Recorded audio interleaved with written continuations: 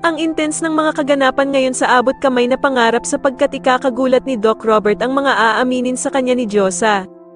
Dito nga ay hindi na makakatiis si Diyosa dahil sa pananakit na ginawa ni Doc Carlos kay Lynette kaya naman ay pupuntahan niya si Doc Robert para humingi ng tulong dito. Samantala ay magsasagawa na nga ng plano itong si Eric para ma-relocate ang lahat ng budget ng mga department sa Apex at eto na nga daw ang pinakamagandang oras para gawin ito dahil sa nagkakagulo ang lahat dahil nga sa pagdating ni Moira. Makakaramdam naman ang bruhang si Moira na meron nga daw silang pagkakahalin tulad sa mag-amang Eric at Justin at dito nga ay kakausapin ni Moira si Justin na isama nga daw siya sa kanilang plano.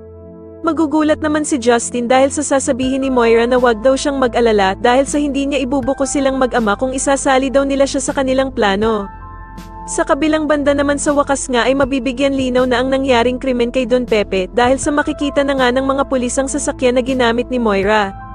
At dito nga ay matutukoy ng pulis kung sino ang nagmamay-ari ng sasakyang ito at ito nga ay walang iba kundi si Nerissa na kaibigan ni Moira.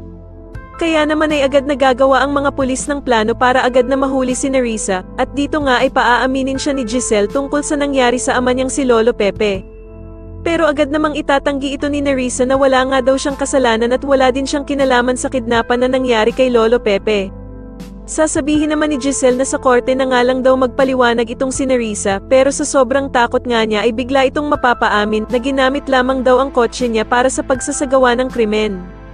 Sa tingin niyo tuluyan na nga kayang lumabas ang katotohanan na si Moira ang mastermind ng nangyari kay Lolo Pepe, mas lalo na nga talagang nagiging exciting ang mga susunod na kaganapan kaya naman ay mas lalo pa nating abangan ang mas lalong gumigandang abot kamay na pangarap. Maraming salamat po sa inyong panonood at sana po ay masubscribe niyo ako. Maraming salamat po.